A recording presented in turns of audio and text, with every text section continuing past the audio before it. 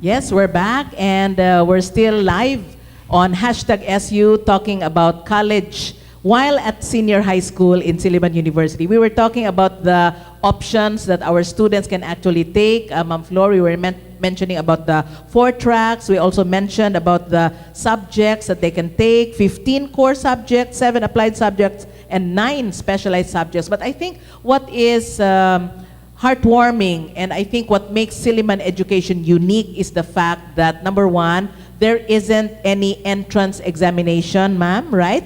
For incoming senior high school students. And while they are already enrolled in senior high school, the students will then be guided as to the options that they are going to take. Is that right, ma'am? Yes. And we also mentioned about an interest survey update form that is going to be readily available online for those among our students and our parents who may not be able to come personally to your office, Professor Sillero. So there is an online interest survey form. But very, very soon, we shall already be accepting enrollees, Ma'am Flor, right?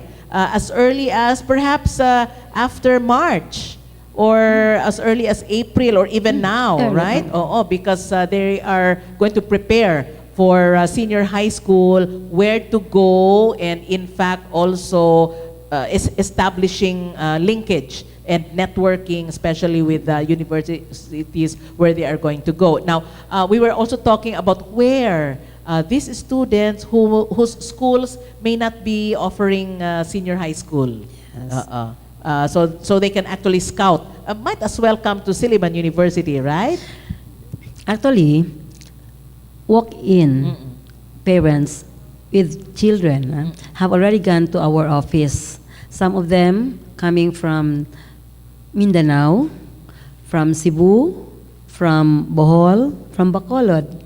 And there were also those from foreigners with foreigner parents, father.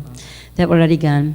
And for Silliman University, aside from being able to offer all the tracks and that strands by which a student would like to take, Silliman University also has a dormitory by which those students would who may be out of town, or who live out of Dumaguete. Yes, and in fact, one of the things that they would visit when they come to Silliman University is to look at these dormitories. Yeah.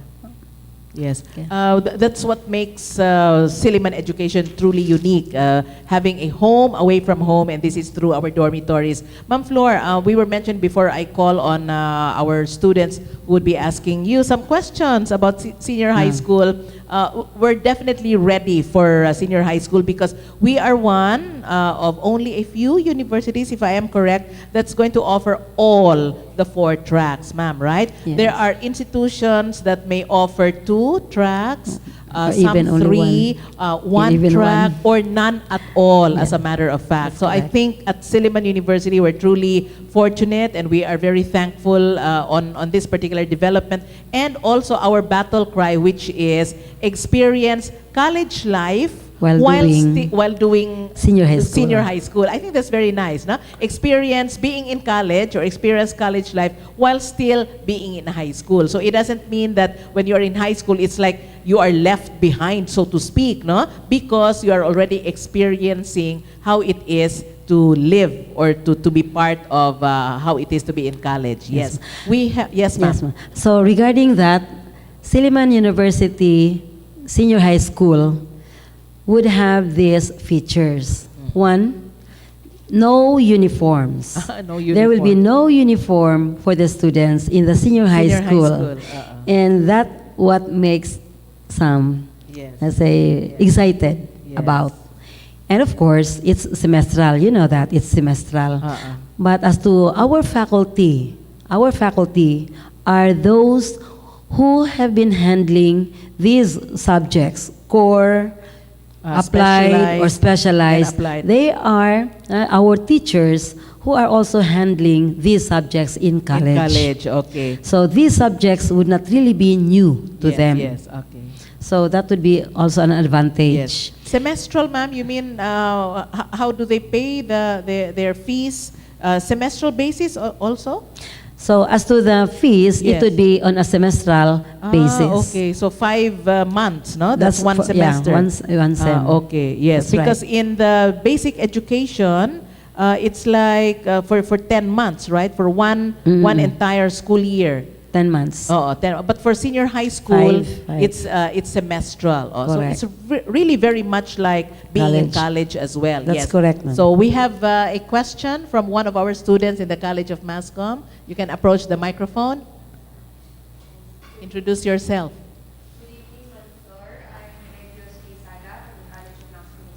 Good evening. My question is more on that, after the first batch of seniors graduate.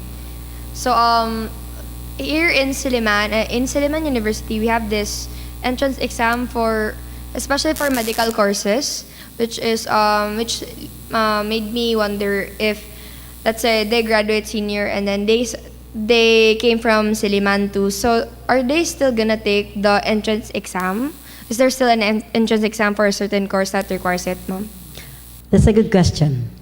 Actually, for graduates of Silliman University Senior High School, there would be no entrance exam.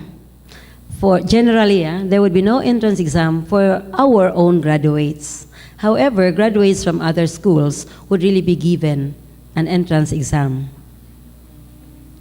So that is when they go to college, ma'am, Yeah. no? That's going to be in 2018, That's in right? 2018. Okay. But is the question referring to those who Medical. would be entering senior high school? But there is no entrance exam, right? For Senior. those students who would enroll in grade 11 by June, no entrance exam. Yes. Yes. Yes. Okay. Even if they, of course, if they come From from other- Silliman University, there's none. no entrance exam. If they come Regardless. from other schools, no entrance Yeah, exam as there's well. none. Yeah. So there are several features in enrolling in senior high school at Yeah. Silliman. No entrance exam. We have dormitory life, as we had mentioned. No uniform. The payment of the fees or something like that, or the scheduling of classes is on a semestral basis. Yes, correct. And the teachers handling these subjects actually are teaching these Yeah. subjects in college. So most of them would be let passers. Oh, yes, yes. And then no one would have no master's degree. So in other words, at also. least master's Oh, degree. okay. Because even others would be handling our PhD holders. Okay, very good. Yeah. So the rule still stays, no? Because we have Yeah. we have the requirement in We- college by which all we- teachers yes, have to have masters at least prepared. a master's Yes, degree. okay. Hence, Yes. since they are the ones who will handle the senior high school, Okay. then they have at least a master's degree. And plus, And most of them would yes. have are let passers. Yes, it's an advantage if they have also passed the licensure examination for teachers. Yes, very good. Yeah, we have other questions. Yes, Renz, introduce yourself again. Hello, I'm Renz Torres from the College of Mass Communication, and I would like to ask, ma'am, since I used to be from the College of Accountancy, and I shifted. So this concerned me when you had mentioned the 4 tracks. If a student were to take a track and shift to another, would they still be able to catch up to their batch when they graduate the senior high school? Okay. So actually, the best advice is if a student enrolls, then he or she should have already thought of really having that particular track. But what if there's a change regarding the track? So that's even the reason why Silliman University Senior High School is offering all the 15 core courses in the first and the second semesters. So, and then for the applied subject, not much should be offered during these 2 semesters, especially specialized subjects, of course, so that in case there will be a change in the minds of the students, then they could still feel free to shift to another track just in case. Anyway, the important thing is they have the same core courses. So first year, 15 subjects when taken, that would also prepare them for their specialized and applied tracks. Yeah. Perhaps in relation to the question of Renz, even if I may have taken all the 15 subjects, for example, Ma'am Flor, right? And I am following the academic track, but I'd like to also cross over to like arts and design. I think that's also a corollary to his question. Is that possible? So instead of being in the academic track, Yes. change to the arts and Yes, design. but I have completed, let us say, my 15 core subjects, but I'd like to also take specialized subjects in, let us say, arts and design. Is that possible? But still on the academic track. It's so I still have on the, to- but still no. on the academic track, no more. Not anymore. Okay. I'll jump to arts and design. Okay. Uh-uh. Actually, that can be done. Anyway, from the core courses, he has to proceed to the applied and the specialized. specialized. So, during okay. that time, if these specialized subjects have not been taken yet, then they still have a great chance to focus on that, Okay, on those okay. subjects, and could still shift Yes, or yes. say change a track. Yes. In Silliman, I think we mentioned that while the student is already enrolled in senior high school, then he or she may be given the assistance as to which options, as Okay. far as career is concerned, Yes, no? yes, ma'am. He or she would take. Okay. Actually, what we have would be this. There will be, this would be another feature of our senior high school, wherein it would not really be a block section. Let's say 40 students in one section, they are classmates in all the subjects for that semester. It's not like that. It's not going to be that It's way. like in college, wherein during enrollment time, you'd be given by your advisor a list of subjects to take. So what you have to do is to look at their schedule.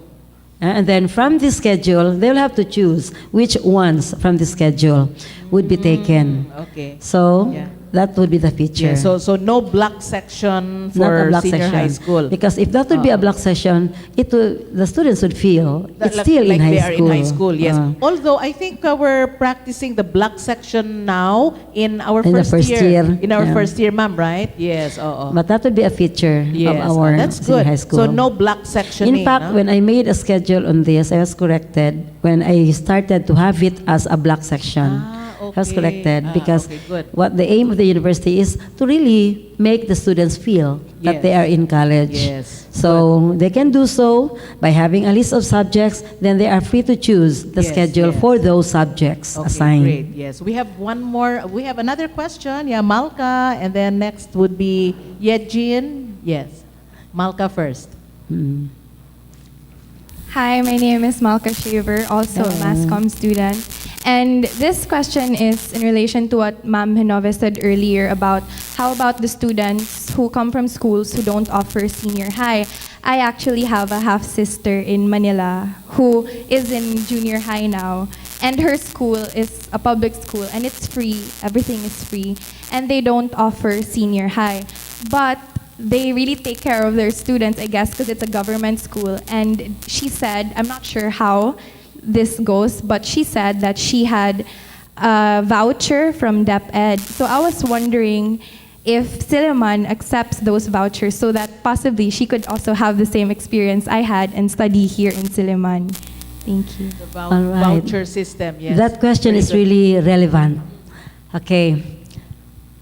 I would like to announce that Silliman University is a GASPE recipient, meaning Silliman University can accept students with voucher.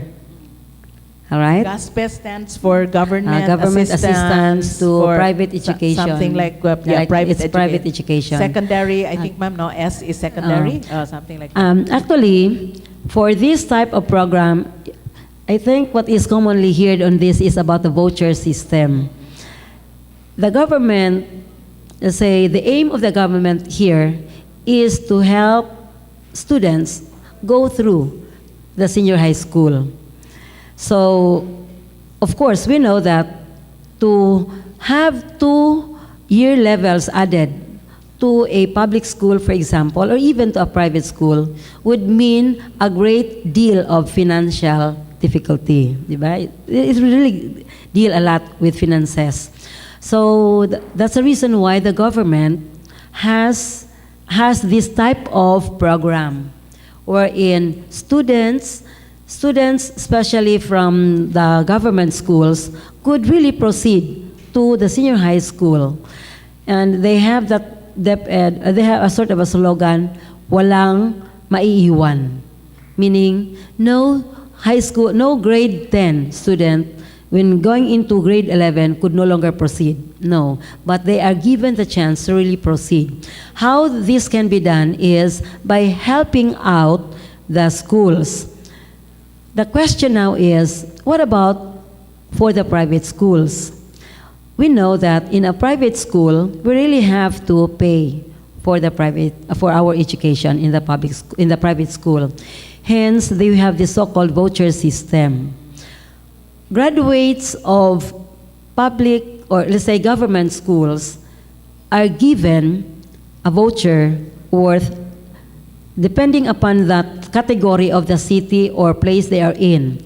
In Dumaguete City, for example, wherein we belong to the 3rd category, the voucher for graduates of government school is 17,500. But for category 1, meaning from NCR and others which qualify for that type of city, they have about 22,000. So there is such a discrepancy, but we understand This that is reason. for one semester, and year. that is for 1 year. 1 year. Okay. However, our classes would be on a semestral basis. Okay. So Silliman University actually has been accepting already vouchers for those enrolled in the junior high school. There are already those who have this voucher. Now, what about for the senior high school? For graduates for those schooling in government or public schools, they already are given the so-called application forms for the voucher system. It started, I think, November 2, so that these students have already filled up forms, applied for this, given, I don't really know their system, but there are 2 parents who already have approached me, bringing with them one of the copies of this application. And that for those qualified, of course, they are given, or say this amount of 17,500 would be credited to them. So that is it. Now, what about for graduates of private institutions? For So graduates, for GASPE, ma'am, is for public. no, it could be. It's for both. Both. There would for the voucher system. yeah. We have both already. For private and public. But there's a difference in the amount. Yes. Depending For on the category. from government schools, it's 17,500. Yes.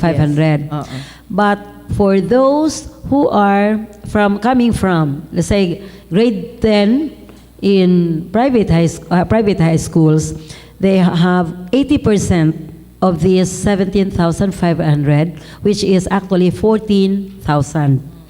But for this, they have to apply, and for them to apply, we could refer, in fact, to the CHED in the internet through email. There is a so-called CHED.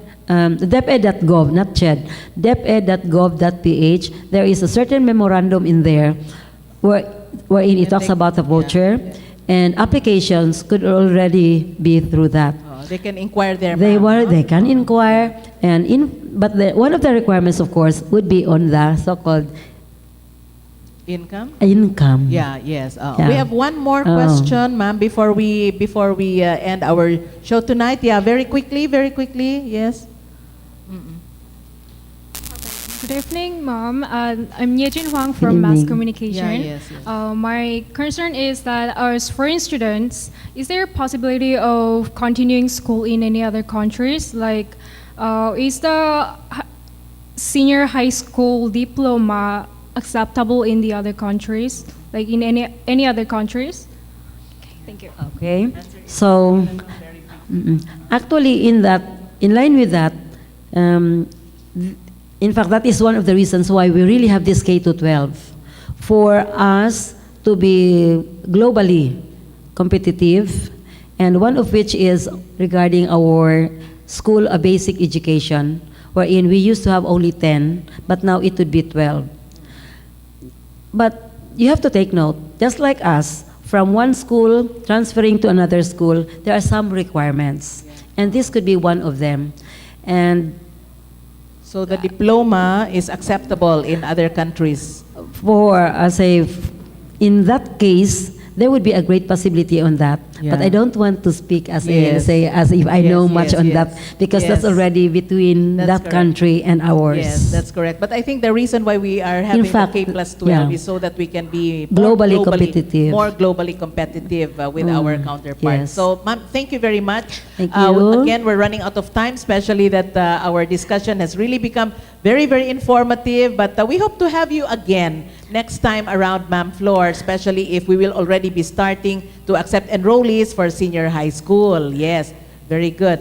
Yes. So in case Yes. we would be available, you could contact your office? us Yes. through Silliman line 422-6002, local 425. Yes, or that's perhaps our number. even visit you personally in your office. Yes, in our Yes, office. Yes. So thank you once again, Professor Thank you, Sillero. ma'am. Thank Thank you you to also. our students from the College of Mass Communication. Thank you once again. We have a replay of this tomorrow at 12:30 noontime, still here on Phil Products, and you can catch us as well on YouTube. So thank you once again, and good night, everyone.